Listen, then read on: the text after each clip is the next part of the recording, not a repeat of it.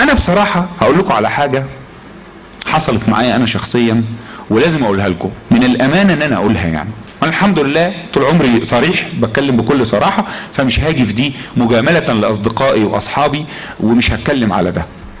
الذي حدث انني دعيت في الاسبوع الماضي الى مؤتمر نظمته جريده المصري اليوم في فندق جراند حياه اللي موجود على النيل في جاردن سيتي. والدعوه جت ان مناقشه التعديلات الدستوريه، وجه في الدعوه ان اللي حاضرين في مائده مستديره هم فلان وفلان وفلان، اسامي كلها عارفينها، بس في اسماء انا استغربت وتوقفت عندها شويه.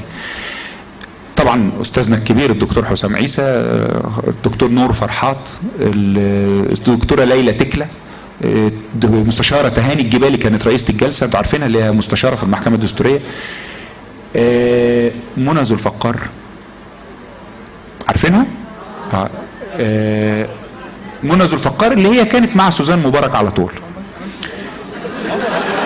وعضو امانه سياسات طبعا، زميله اهلا وسهلا، فاضله ومحاميه مكتب بالشلقاني، طبعا زوجة الشلقاني المرحوم الشلقاني. انما لازم اتكلم بصراحه ان هي كانت مع سوزان مبارك ليل ونهار، دي ما فيش فيها عيب يعني.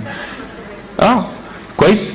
زميلي وصديقي الاستاذ نجاد البرعي، الاستاذ عصام الاسلمبولي، الدكتور جابر جاد، يعني متخصصين، ناس محترمين وناس افاضل وكل حاجه. وفوجئت في القاعه ان احنا موجودين على مائده مستديره، وبعدين المدرجات حواليا، حضرت مدحت مش كده؟ المدرجات حواليا في جوه في قاعه في جراند حياه قاعد فيها حوالي مثلا ما يقلش عن 1000 أو 2000، وقاعدين ومتفاعلين جدا. وانا لمحت في اللي قاعدين ناس معظمهم اعرفهم، شخصيات كلها اعرفها، مثلا ناس من الهيئه العليا لحزب الوفد زي اشرف بلبع، دكتور اشرف بلبع صديق، الصديق الاستاذ زهران الشيوعي، هو خالد يوسف المخرج، مايكل منير بتاع الاقباط المهجر، يعني كلهم شخصيات محترمه جدا، وانا علاقتي بيهم علاقه شخصيه جدا واعرفهم كويس قوي. وبدات المناقشه وبدا الحوار. كل الاراء بلا استثناء بتتكلم بشكل متشنج جدا على فكره التعديلات الدستوريه، وعايزه الغاء الاستفتاء والعوده مره اخرى الى فكره وضع دستور جديد الان. وهذا راي محترم، وفي ناس في القاعه قالته وانا بحترمه واحطه على راسي، بس انا متفهم اللي قاله، او الاخت اللي قالته، انا متفهم دوافعك ومتفهم انت بتفكري، شايفه ان مصلحه الوطن من هذا الباب، وانا شايف ان مصلحه الوطن من هذا الباب، وبالتالي في الاخر هنتفق يعني. وانا كنت معتقد ده، لان معظم اللي كانوا قاعدين واللي كان عيني بتقع عليهم اما ان هم كانوا زملائنا في مظاهره من المظاهرات واتضربنا سوا، او معتقل وكنا في زمايل في المعتقل، او يعني مؤتمر او ندوه او تاسيس حركه زي حركه كفايه، او زملائنا في الجمعيه الوطنيه للتغيير لما رجع الدكتور البرادعي واسسناها في بيته، يعني كلهم زملائنا واصدقائنا واصحابنا، وانا كنت سعيد بالقعده معاهم. يعني جميع الاراء متعصبه جدا ومتشنجه جدا، وانا قدرتها وقلت ما فيش مشكله. وانا بدات اقول راي مخالف للراي اللي بيتقال، بدات اقول انني مع التعديلات الدستوريه، بس انا قلت الكلمه من هنا والقاعه اتقلبت شتيمه، اطلع بره، اسكت، ما عدتش تكمل، انت مين اللي جابك؟ كلام من جوه القاعه انا مش عارف طالع منين. عارفين الطوب اللي بيطلع كده، الطوب محدش عارف مصدره. انا لدرجه ان بعض الناس المحترمين اللي كانوا قاعدين زي حاتم خاطر وزي طارق الملط وزي يعني ناس كتير بداوا يتخانقوا مع الشباب دول اللي بيتكلموا، يقولوا ايه قله الادب اللي انت بتعملها دي؟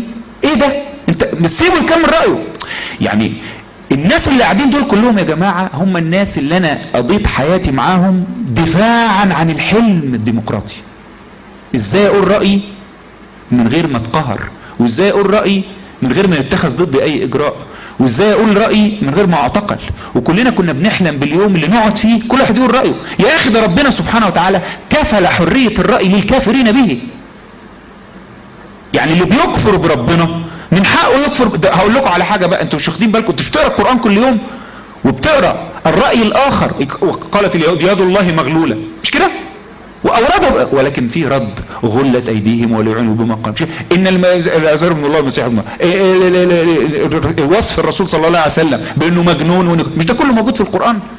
يعني عظمه هذا القران انه اورد حجج المخالفين، وكان ممكن جدا القران يكتفي بان في ناس مخالفين قالوا ناس مش كويسين، وكنا برضه هنتعبد بتلاوته ونصدقه تصديقا لا يداخله شك. ولكن ربنا سبحانه وتعالى بيعلم مش المسلمين بس، بيعلم البشريه كلها ان من حق اي حد ان يقول راي مخالف، واورد هذا الراي المخالف في القران.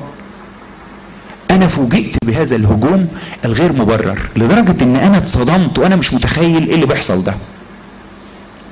فانا اعترضت، والمستشارة تهاني الجبالي كانت رئيسة الجلسة، فلقيتها لقيت حاجة. اسمعوا اللي جاي بقى، اللي جاي كله غريب جدا وهسيب لكم تفسيره، انا مش هقول لكم انا بفسره بايه.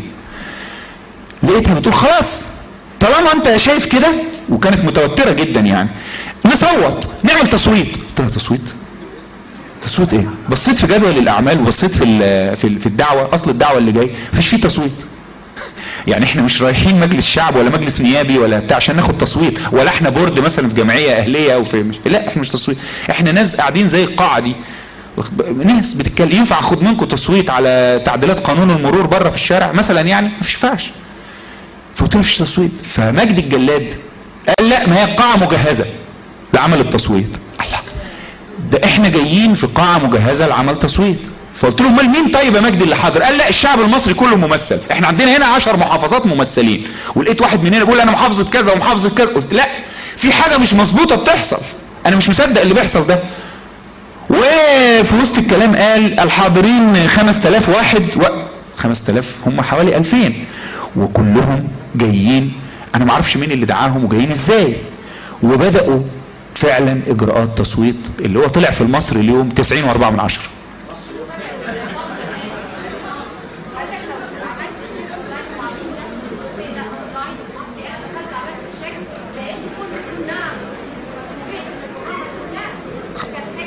خلاص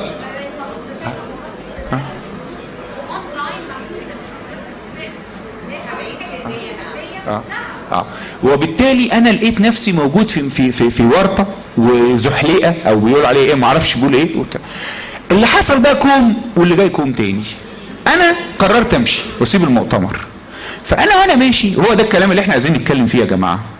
انا وانا ماشي لقيت واحد جه يتلم عليا خناقه، اصحابي بقى، السفير ناجي الغطريفي، مش عارف اشرف بقى، مش عارف اسمه، خالد يوسف المخرج بتاع. واحكي لكم مثلا خالد قال لي ايه يا عصام انت صدمتني. قلت له صدمتك ليه؟ في ايه؟ ده رايي. في ايه يا خالد؟ انا معنى كده الاخوان اللي هيجوا مش تفهمونا بقى من الاول الموضوع ده معمول ليه؟ قلت له ما يجوا يا خالد، في ايه؟ قال لا ما ينفعش. قلت له ما يجي ان شاء الله يجي قرد بس ديمقراطي، اهلا وسهلا. يبقى اول مره يحكمنا حكومه منتخبه انتخاب حر، ايا كان، شيوعي انا موافق، اخواني انا موافق، ايا كان انا موافق عليه. لا احنا نظبط البلد الاول وبعدين بعد كده. قلت له نظبط البلد وبعدين بعد كده نعمل ديمقراطيه. ما هي دي نظريه احمد عز ونظريه كمال الشاذلي ويوسف والي وحسني مبارك والقذافي واسمه ايه بتاع اليمن وزين العابدين وكلهم. ما هم فكره تظبيط البلد وبعدين عمل ديمقراطيه. انا اللي اظبط البلد الاول وبعدين اعمل ديمقراطيه. طبعا انا مش بتهم اي حد باي حاجه، وبالذات اصحاب هذا الراي. انا رايي مع التعديلات الدستوريه، ليس معنى ان الراي المخالف كلهم زي اللي كانوا في القاعه، بالعكس، من الممكن ان يكون اصحاب الراي المخالف اللي منهم ناس في القاعه رأيهم أفضل 100 مرة من رأيي، وهم أكثر وطنية وإخلاصا مني 100 مرة. إنما أنا بقول لكم على واقع ولكم أن تستشفوا. طبعا عرفت بعد كده إن المؤتمر كان مصروف عليه من جهة يعني أمريكية، وتقريبا غرفة التجارة أو حاجة كده، وما اتدفعش يعني من خزينة المصري اليوم، وكان معمول عشان خاطر المشكلة الإخوان المسلمين والمادة الثانية من الدستور، ان هم عايزين النهارده يعدلوا عشان الماده الثانيه من